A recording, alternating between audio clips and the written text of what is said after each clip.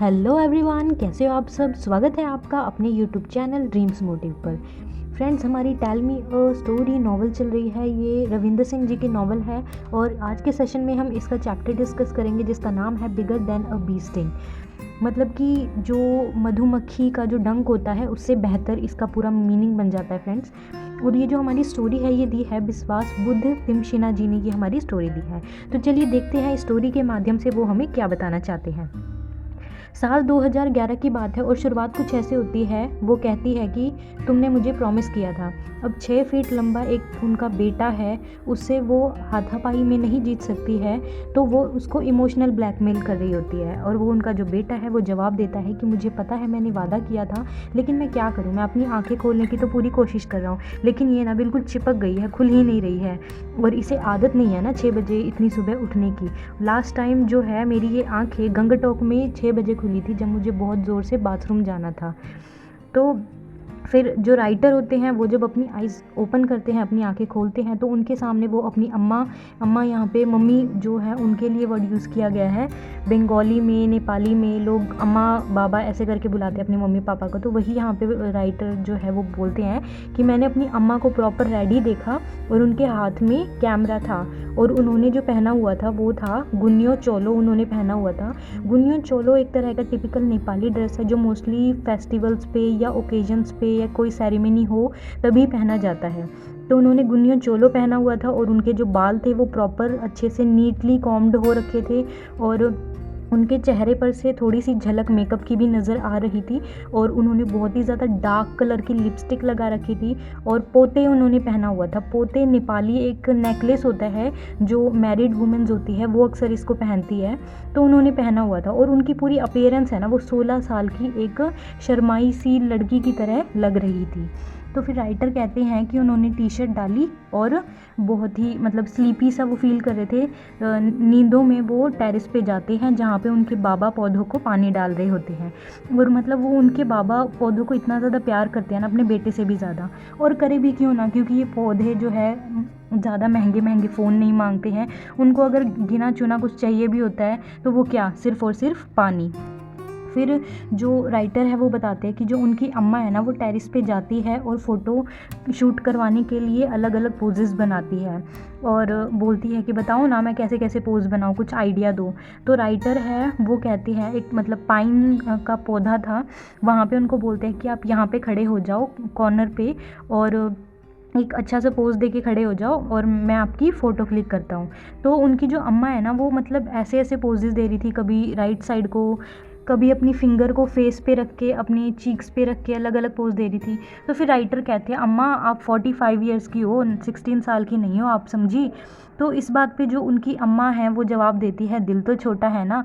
तो फिर जो राइटर है वो इस चीज़ को सही करके बोलते हैं दिल छोटा नहीं, दिल तो बच्चा है ना होगा। फिर उसके बाद लेकिन जब राइटर उनकी इस लाइन को करेक्ट करते हैं तो उनकी मम्मा बिज़ी होती है अलग अलग और पोज बनाने में, और जो उनके बाबा होते हैं वो अपनी वाइफ को देख के एक आधी अधूरी सी स्माइल देते हैं। तो फिर ठीक है, जो राइटर है वो कहते हैं कि ओके रेडी, एंड उसके बाद फाइनली वो 2-4 पिक्चर्स क्लिक कर लेते हैं और उनका फ़ोटो सेशन ख़त्म हो जाता है। और अचानक से हॉर्न की आवाज़ आती है तो उनकी मम्मा कहती है, पौड़ियों से नीचे की तरफ को जाते हुए कहती है, अरे मैं तो बहुत ज़्यादा लेट हो गई। और नीचे एक बोलेरो आई हुई होती है जो उनका इंतज़ार कर रही होती है। फिर जो ऑथर है वो कहते हैं अपने बाबा से कि बाबा आप नहीं जाओगे, आपको नहीं जाना है क्या। तो उनके बाबा जो है ना वो ऑथर को इस तरीके से देखते हैं कि जैसे उनका मन नहीं कर रहा है जाने का पर ज़बरदस्ती हो रही है। तो वो फिर उसी मतलब उदासी में वो कहते हैं कि अभी प्रोग्राम स्टार्ट नहीं हुआ है, जब प्रोग्राम स्टार्ट होगा तब चले जाऊँगा। तो लेकिन जो ये प्रोग्राम था जिसके लिए अम्मा इतनी ज़्यादा सज गई थी, इतनी ज़्यादा संवारा था उन्होंने अपने आप को, ये बहुत ही बड़ी मतलब बड़ा एक उनकी लाइफ का हिस्सा था। यहाँ पे ऑथर बताते हैं कि जो ये प्रोग्राम था होने वाला था जिसके लिए उनकी अम्मा ने इतना ट्रेडिशनल लुक लिया था, ये बहुत ही ज़्यादा उनकी लाइफ का इम्पोर्टेंट रोल प्ले करता था। और फिर ऑथर कहता है कि ये सब जानते हैं कि ये जो प्रोग्राम है ना ये बहुत ही ज़्यादा बोरिंग है सबके लिए, और मतलब क्योंकि इसमें होगा क्या, कुछ भी नहीं होगा। म्यूज़िक वीडियो एल्बम बनेगी जहाँ पे टेडोंग कॉलेज के ऑडिटोरियम में सभी लोग इकट्ठा होंगे, वहाँ पे फंक्शन ऑर्गेनाइज्ड होगा और जो चीफ़ गेस्ट होंगे वो अपनी लंबी चौड़ी स्पीच देंगे, भाषण सा देंगे, और इतना मतलब इतना ज़्यादा अपने लंबे चौड़े भाषण से सबको बोर कर देंगे।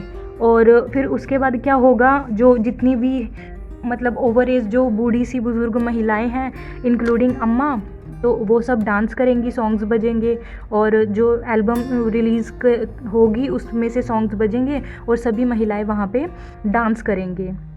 और ये जो सब है मतलब फिर उसके बाद ये जो प्रोग्राम है वो और ये कुछ इसके बाद डांस के बाद और भी कई स्पीचेस होंगी, जो भी देना चाहते हैं स्पीच, जो भी भाषण देना चाहते हैं वो लोग आएंगे अपनी हिसाब से, अपनी श्रद्धा अनुसार जो भी उनका मन है वो स्टेज पे आकर कहेंगे, अपनी अपनी स्पीच देंगे। और इसी तरह ये पूरा लंबा कार्यक्रम चलेगा, जो कि बहुत ही ज़्यादा बोरिंग लगेगा, क्योंकि स्पीच सुनना किसी को भी नहीं पसंद है, सच कहें तो बस मजबूरी हो जाती है लोगों की। और ये जो प्रोग्राम है ये उनके फादर को इतना ज़्यादा एक्साइट नहीं करता है, ये सिर्फ उनकी अम्मा के लिए एक बहुत ही इम्पोर्टेंट रोल प्ले करता है। और फिर ऑथर हमें बताते हैं कि ये जो प्रोग्राम है ये नेपाली सांस्कृतिक संरक्षण समिति के द्वारा ऑर्गेनाइज़ किया जाता है। और बेसिकली इसमें वो क्या करते हैं, जो उनका नेपाली कल्चर होता है ना उसको प्रिजर्व्ड करके रखते हैं, ताकि मतलब हम देख रहे हैं कि जो आने वाली जो पीढ़ियाँ हैं, जितना मॉडर्न कल्चर हमारा होता जा रहा है, तो हम अपने ट्रेडिशनल कल्चर को धीरे धीरे भूलते जा रहे हैं। तो बस नेपाली कल्चर को ज़िंदा रखने के लिए, नेपाली कल्चर को बरकरार करने के लिए हर साल जो नेपाली सांस्कृतिक संरक्षण समिति है वो ऐसा ही कार्यक्रम और ऐसा ही एक प्रोग्राम है जो ऑर्गेनाइज़ कराते हैं, जो कई जगह पे होता है। मतलब 5 मील 6 मील दूरी के इलाके हैं वो भी इसमें हिस्सा लेते हैं। तडोंग, गंगटोक, सिक्किम, इस मतलब ये कई इलाके हैं जो इनमें हिस्सा लेते हैं। और अम्मा को एक मतलब अम्मा भी एक इसमें हिस्सा है। उनका रोल ये होता है कि वो टाइम से पहले कार्यक्रम के वहाँ पे पहुँचती है, सारी तैयारियाँ देखती है, सब कुछ देखती है, और प्रोग्राम स्टार्ट होने से पहले हर एक चीज़, माइक, स्पीकर, सब कुछ सही चल रहा है कि नहीं, तो वो सब वेन्यू देखती है पूरे। तो फिर पूरा दिन यूं ही मतलब बीत जाता है पूरा दिन। और मैं जो मेरी फिर यहाँ पे ऑथर बोलते हैं कि उनके जो वैकेशंस चल रहे थे वो इन्जॉय करते हैं नई नई बुक्स को पढ़ने में। और राइटर की जो सिस्टर होती है अनु, वो पूरा दिन सिर्फ सोती ही रहती है। वो सिर्फ तब उठती है जब बाबा के लिए लंच बनाना होता है। बाबा प्रोग्राम से निकलने से पहले लंच करके जाते हैं, तो उनका लंच बनाने के लिए वो उठती है ऑथर की सिस्टर, और लंच बनाने के बाद फिर से सो जाती है। तो इस पर कोजी सा थॉट ऑथर के माइंड में आता है कि भैया इतनी नींद लाती कहाँ से है। फिर उनको ऐसे लगता है कि शायद हो सकता है कि ये सो जाती होगी, और सोने के बाद ना ये सोते सोते थक जाती होगी, और फिर थकान के मारे इसको फिर से नींद आ जाती होगी। तो उसके बाद ऑथर कहते हैं कि अरे अरे मैं भी ना पागल ही हूँ, पता नहीं क्या क्या सोचे जा रहा हूँ। तो फिर जो ऑथर है वो क्या करते हैं, उन्होंने जो मॉर्निंग में टेरेस पे अपनी अम्मा की पिक्चर्स क्लिक की थी, वो उन पिक्चर्स को देखने लग जाते हैं कि कैसी आई है कैसी नहीं। फिर उनको देख के ना कुछ थॉट्स उनके माइंड में आते हैं कि जो उनकी अम्मा हैं उन्होंने पहले से काफ़ी थोड़ा सा वेट गेन कर लिया है, और उनके जो बाल है पहले लंबे हुआ करते थे, अब उनके बाल भी शॉर्ट हो गए हैं, छोटे हो गए हैं लंबाई में। और उनकी अम्मा पहले जो है स्कर्ट्स वगैरह पहना करती थी, और अब वो स्कर्ट्स वगैरह इतना नहीं पहनती है, वो भी उन्होंने छोड़ दिया है। क्योंकि यंग एज में मतलब लड़कियां कुछ भी पहन लेती है, फिर थोड़ा जब बुढ़ापा सा आ जाता है तो मोस्टली क्या करते हैं, जो हमारी दादी माँ या नानी माँ हमने देखी हो तो मोस्टली साड़ीज़ वगैरह पहनना शुरू कर देती है। तो उनकी अम्मा का जो ड्रेस है वो भी चेंज हो गया है, और उन्होंने वेट भी पहले से थोड़ा गेन कर लिया है, और उनके जो हेयर्स हैं वो भी पहले काफ़ी लंबे थे लेकिन अब शॉर्ट हो चुके हैं। लेकिन एक चीज़ है, एक मतलब ऑथर यहाँ पे कहते हैं कि एक चीज़ ऐसी है जो बिल्कुल एक प्लास्टर की तरह अम्मा के फेस पे चिपकी हुई है, वो है उनकी स्माइल। चाहे दुख हो चाहे सुख हो कोई भी हो, लेकिन उनकी ये जो स्माइल है ना ये हमेशा इतनी ही रहती है। मतलब उनकी स्माइल है ना बिल्कुल भी कम नहीं होती है, जितने इंच वो थी ना डे 1 से उतनी ही अब तक मैं देखते आ रहा हूँ। अब यहाँ पे एक हमारा पार्ट ख़त्म हो जाता है, फिर साल 2009 की बात करते हैं। तो यहाँ पे जो राइटर है वो कहते हैं अम्मा सुनो मेरी बात सुनो। फिर जो मतलब अम्मा अपने बच्चों से कहती है सुनो सुनो ज़रा सुनो। फिर वो पता है क्या करती है, वो कहती है कि अपने कान को ना मेरे घुटने के पास लेके आओ, और मैं ना अपना घुटना सीधा करूँगी और फिर तुम आवाज़ सुनना। तो वो ऐसा ही करती है, वो अपना राइट जो घुटना होता है उनका उसको सीधा करती है, और जैसे ही वो सीधा करते हैं तो उनके जॉइंट्स में से ना आवाज़ आती है, और वो एकदम से उस आवाज़ को मतलब उसकी आहट सुन के हंसने लग जाती है। और ऐसा वो 2-3 बार रिपीट करती है और हंसती रहती है। और इतने में ही जो अनु है, राइटर की सिस्टर, वो आवाज़ लगा देती है कि डिनर है वो बन चुका है, चलो सब खाने के लिए आ जाओ। और वो एक छोटी सी झरखी थाल लेके आती है, ब्रास की जो प्लेट होती है उसको बोलते हैं झरखी थाल, वो लेके आ जाती है। और अम्मा जो है उठ के खड़े होने की कोशिश करती है ताकि वो वॉश बेसिन पे जाके अपने हाथ मुंह धो सके, लेकिन मैं मतलब फिर ऑथर कहते हैं कि वो अपनी अम्मा की हेल्प करते हैं उठने में, और बस कुछ ही कदम वो लोग चल पाते हैं और उसके बाद वो अपनी अम्मा को वापस से बिठा देते हैं। और क्या करते हैं, थोड़ा सा पानी लेके आ जाते हैं जग में, ताकि उनकी अम्मा वहीं पे बैठे बैठे अपने हाथ धो ले। तो जब उनकी अम्मा अपने हाथ मुंह धो रही होती है तो वो कहती है कि भाई मुझे तो एक्स्ट्रा केयर मिल रही है हॉस्पिटल जैसी, और ये बात बोल के वो हंसने लग जाती है। और उनकी इस बात को सुन के जो बाबा हैं वो भी मतलब उनको बात तो उन्होंने ध्यान से नहीं सुनी क्योंकि उनका ध्यान कहीं और था, लेकिन अम्मा की ये बात सुन के वो भी, उनके चेहरे पर भी स्माइल आ जाती है। लेकिन जो बाबा हैं वो अपनी वाइफ की हेल्थ को लेकर बहुत ही ज़्यादा चिंता में रहते हैं, और उन्होंने ना बहुत सारे डॉक्टर से सलाह मशवरा ले लिया। गंगटोक से लेके सिलीगुड़ी तक उन्होंने हर एक डॉक्टर को छान मारा, हर किसी से ये अम्मा का केस डिस्कस किया, लेकिन उनको कहीं पे भी कोई होप नज़र नहीं आई। तो बाबा क्या करते हैं, अम्मा को दिल्ली शिफ्ट करने का, मतलब दिल्ली में एक डॉक्टर हैं बहुत ही जाने माने, वहाँ पे अम्मा को ले जाने का तय करते हैं। और उन्होंने अपनी ऐसे ही अगले दिन की फ़्लाइट भी बुक कर रखी थी दिल्ली के लिए। और वो लोग मतलब वहाँ पे जब अम्मा को लेके जाते हैं, मतलब बाबा और अम्मा जब वो वहाँ पे दिल्ली में जाते हैं तो पूरे दिन में एक बार बाबा ऑथर को ज़रूर कॉल करते थे, और जो भी डॉक्टर्स ने कहा, जो कुछ भी वहाँ पे बात चली, वो सब फ़ोन पे बता दिया करते थे। और वो डॉक्टर के बारे में बता रहे थे कि डॉक्टर ने कौन कौन से टेस्ट करवाए, डॉक्टर ने क्या कुछ कहा कि कौन कौन सी मेडिसिन्स लगेगी। फिर बाबा ये बताते हैं कि जो डॉक्टर है ना, बाकी सब तो ठीक है, लेकिन वो बार बार पता नहीं क्यों पिंक, मतलब गुलाबी गालों का जिक्र करते हैं कि तुम्हारे गाल कितने गुलाबी है, कैसे नहीं है।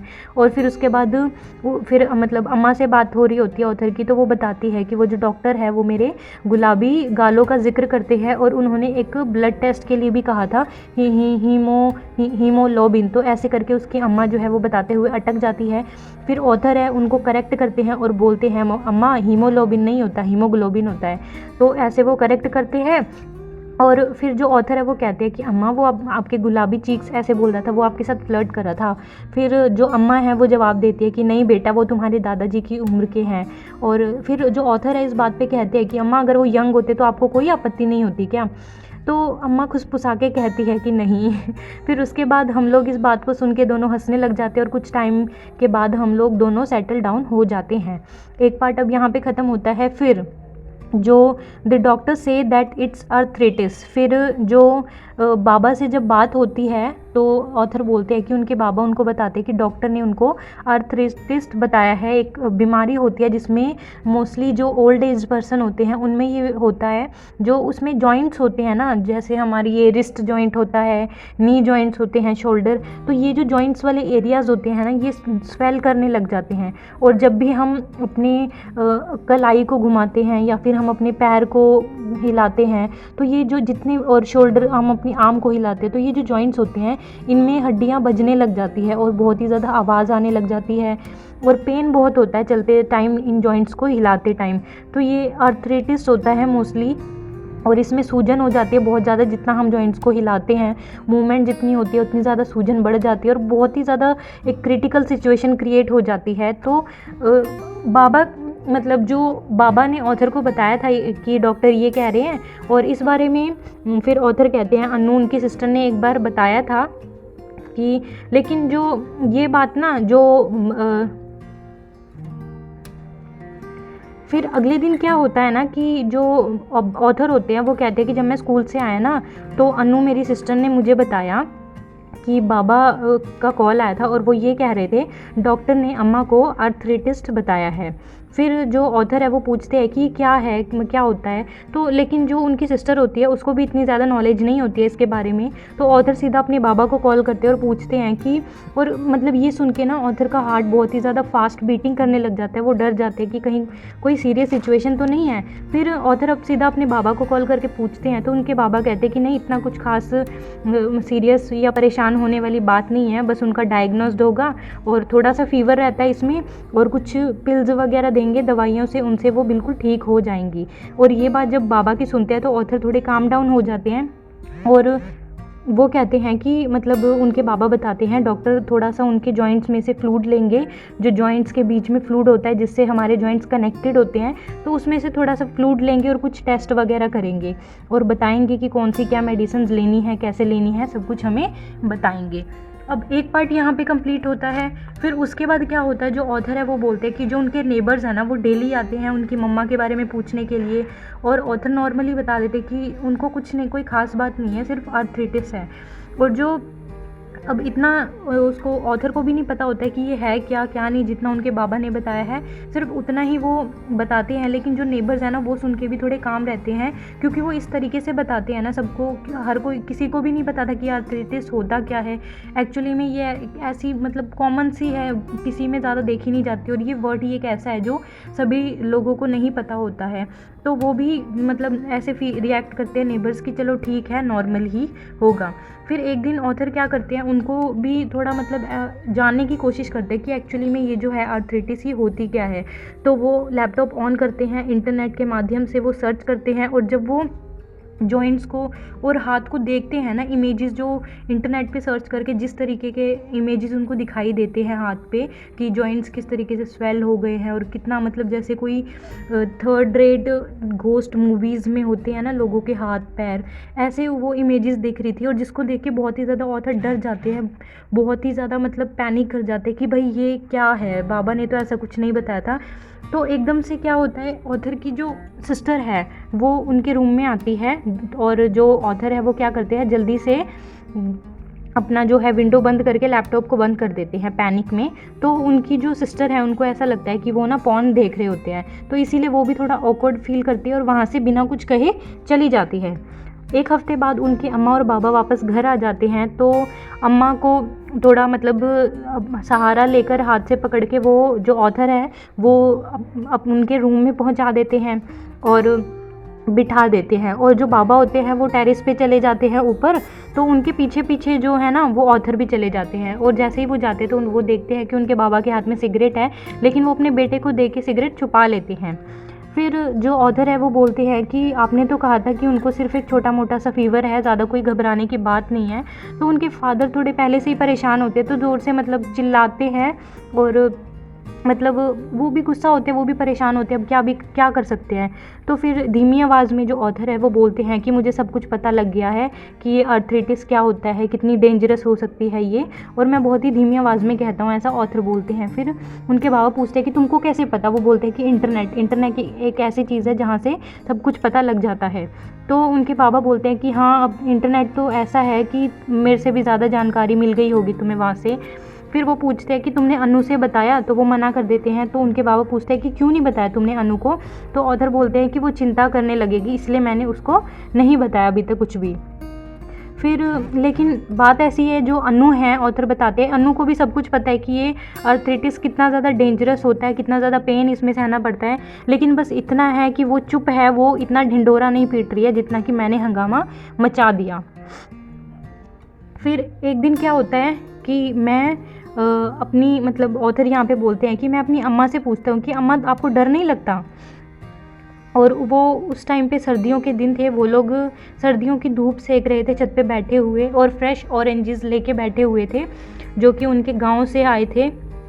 तो उनकी अम्मा कहती है इसमें डरना कैसा है, मतलब वो डरते नहीं हैं, मतलब वो उनकी अम्मा के चेहरे पे हमेशा स्माइल एक प्यारी सी देखने को मिलती हैं। तो जो ऑथर है ना वो क्या करते हैं, एक स्लाइस जो है ऑरेंज का वो अपनी अम्मा से देते हैं और कहते हैं कि कोई बात नहीं, खा लो चुपके से, मैं पक्का प्रॉमिस करता हूँ मैं बाबा से नहीं बताऊँगा। लेकिन जो उनकी अम्मा है वो नहीं लेती है, मना कर देती है, क्योंकि उनको भी पता है उनकी अम्मा को सिट्रस फ्रूट्स मतलब यानी खट्टे जो फ्रूट्स हैं वो बिल्कुल बंद है, वो नहीं खा सकती हैं, तो इसीलिए वो लेती भी नहीं है। अंदर ही अंदर उनकी अम्मा है ना वो भी डरी हुई थी अपनी बीमारी को लेके, लेकिन बस बात ये थी कि वो ना शो नहीं करी थी, दिखा नहीं रही थी, अपने चेहरे पर नहीं ला रही थी।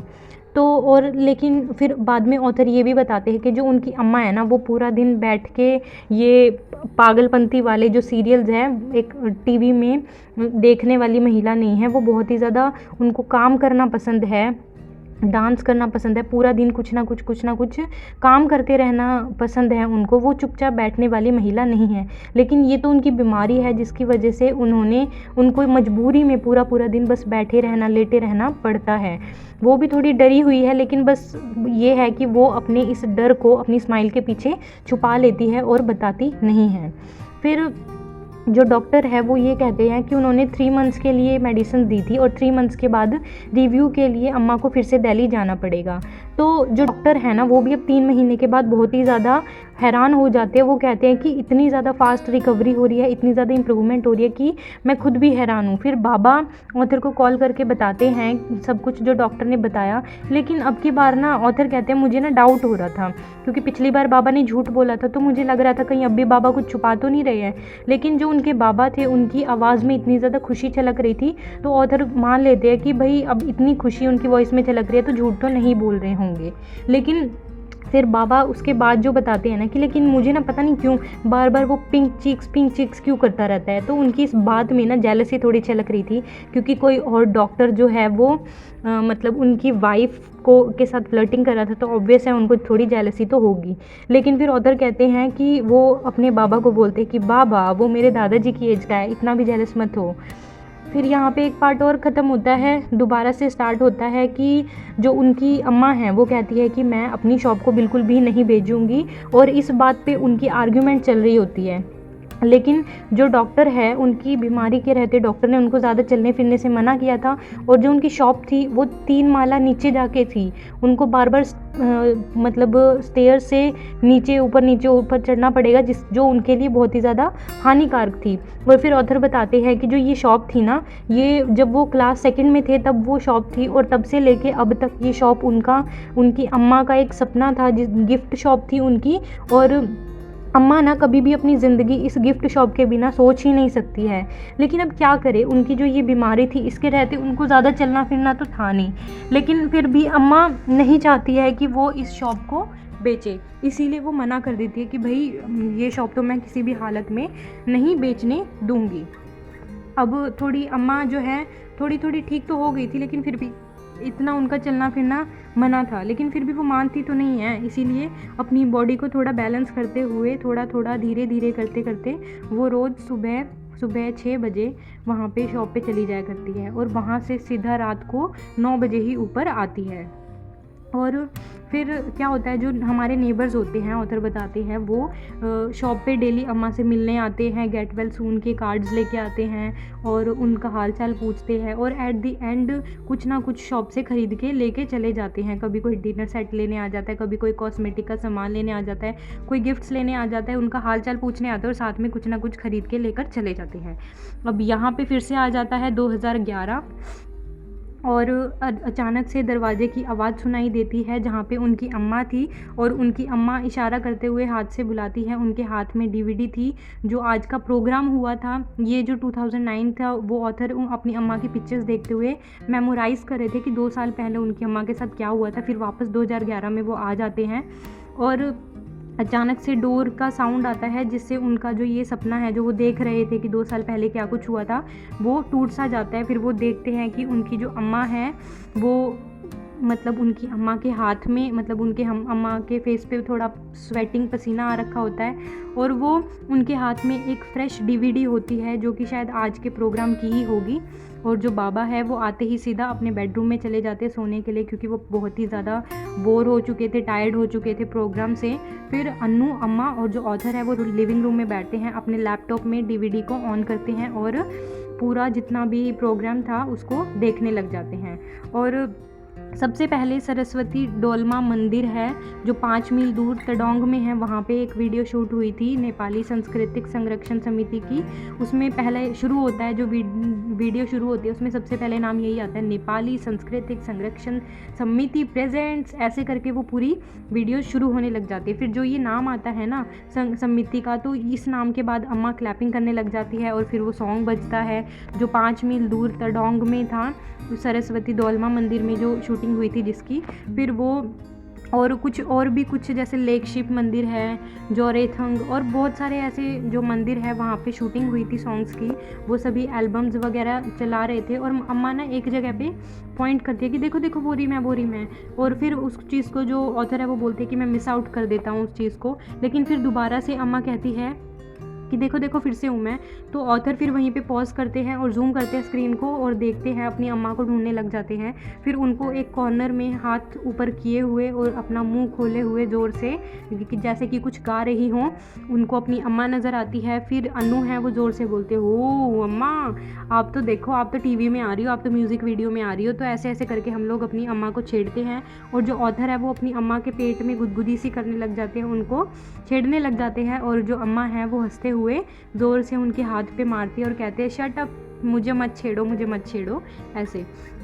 फिर उसके बाद जो मतलब उनकी अम्मा है जिस तरीके से वो हंस रही होती है, डांसिंग करते अपनी अम्मा को देखते हैं, तो ऑथर कहते हैं कि 2 साल पहले की बात है कि अम्मा को अपने बेडरूम से बाथरूम जाने में के लिए भी ना 2-4 बार सोचना पड़ता था, और आज अम्मा इतना ज़्यादा डांसिंग को एंजॉय कर रही है, डांसिंग कर रही है। उनको आर्थराइटिस अभी भी है लेकिन फिर भी वो डांस कर पा रही है। और जो ये शूट था ये इतना ईजी नहीं था उनकी अम्मा के लिए।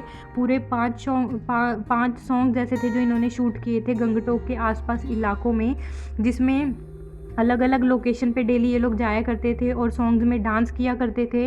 और डेली सुबह पूरा दिन थक हार के शूटिंग के बाद अम्मा जब अपने बेडरूम में जाती थी तो उनके पैरों में बहुत पेन होता था, लेकिन वो अपने उस पेन को छुपाती थी, सो जाती थी और नेक्स्ट मॉर्निंग पूरी एनर्जी के साथ दोबारा उठती थी और अगले शूट के लिए जाती थी। फिर वो डीवीडी में ये चीज़ देख रहे होते हैं और ऑथर यही चीज़ सोच रहे होते हैं, अपनी अम्मा की जो स्पिरिट है, जो उनकी अम्मा में जो जुनून है, जो जोश है, मतलब वो देख के। और उनकी अम्मा भी डीवीडी को देखते हुए उनकी आंखें भर आती है, लेकिन वो फिर भी हंस रही होती है, खुशी के आंसू उनकी आंखों से बह रहे थे। और अपनी अम्मा को देख के जो ऑथर है उनकी आंखों में भी आंसू आने लग जाते हैं, लेकिन ये जो आंसू थे ये खुशी के थे। अब प्रेजेंट टाइम ऐसा है कि जो उनकी अम्मा है उन्होंने जो शॉप है वो बेच दी है। ऐसा इसलिए नहीं किया उन्होंने कि वो उनको संभाल नहीं सकती थी, लेकिन अब वो पेड़ पौधों की देखभाल करना चाहती थी। अब लेकिन जो आर्थराइटिस होता है लोगों के पैरों में जो होता है, ऐसा नहीं है कि वो बिल्कुल ही ठीक हो जाता है, अभी भी है उनकी अम्मा के पैरों में वो। लेकिन अब उनकी मतलब अब ऐसा है कि अब उतना ज़्यादा नहीं है कि उनको चलना फिरना भारी पड़ जाए, वो चल फिर सकती है, दवाइयों से बहुत असर हुआ है, लेकिन कहते हैं ना कि वो बीमारी जड़ से नहीं मिटती है कभी भी। और जो उनकी अम्मा है हर प्रोग्राम में, जितनी भी नेपाली सांस्कृतिक संरक्षण समिति आयोजित करती है, हर कार्यक्रम में हिस्सा लेती है, उसमें खूब नाच करती है, इंजॉय करती है उसको। और मतलब ये चीज़ देख के ना जो ऑथर है वो बहुत ज़्यादा खुश होते हैं कि अब उनकी अम्मा है जो फिज़िकली डिपेंड नहीं है किसी पे उठने बैठने के लिए।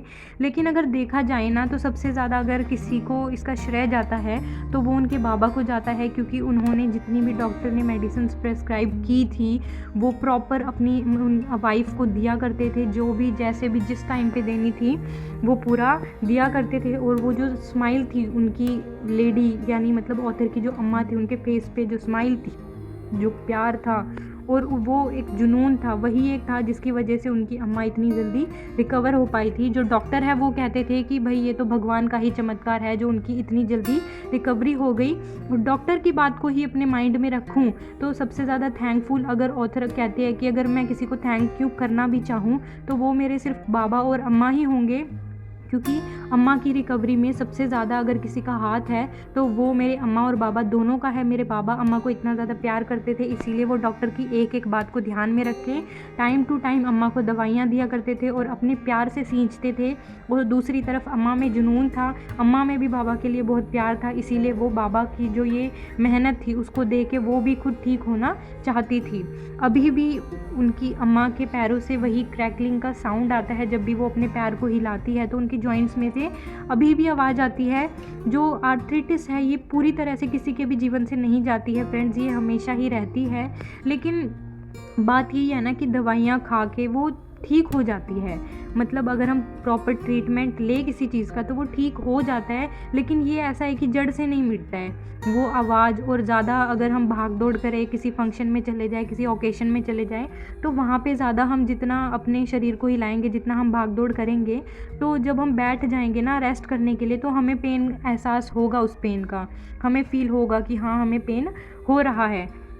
लेकिन वही है कि मेडिसिन्स खाते रहेंगे, ट्रीटमेंट लेते रहेंगे ना। ट्रीटमेंट एक टाइम तक होता है, हम अगर उसको कंटिन्यू करके पूरा अच्छे से ले लें तो ठीक है, और हम नॉर्मल लाइफ एंजॉय कर सकते हैं। बस अब फ़र्क इतना आ गया कि जो ऑथर है उनकी अम्मा हील पहन के डांस नहीं करती है, क्योंकि उनको अब लगता है कि बिना हील के फ्लैट चप्पल में भी वो कंफर्टेबली डांस कर सकती है, इससे उनके पैरों को भी ज़्यादा तकलीफ़ नहीं होगी। और अगर मतलब फिर ऑथर कहते हैं कि मुझे ना मोटिवेशन के लिए, इंस्पिरेशन के लिए कहीं दूर जाना नहीं पड़ेगा, मेरे खुद के घर में ही इतने अच्छे इंस्पिरेशन हैं। मेरे मम्मा और मेरे बाबा इतने अच्छे इंस्पिरेशन हैं कि बस छत पर बैठ के एक प्याली दार्जिलिंग चाय की हो जाए और उसको पीते पीते, एक घूंट पीते पीते अपनी इसी इंस्पिरेशन और इसी मोटिवेशन को, मेरे बाबा और मेरे अम्मा के जो काम है, जो इन्होंने किया है एक दूसरे के प्यार के प्रति, इन्होंने जो जो किया है, जो मेहनत करी है, उसको जब भी वो सोचते हैं ना ऑथर, बस उनके लिए वही एक मोटिवेशन है। इससे बाहर जाकर उनको कुछ तलाश करने की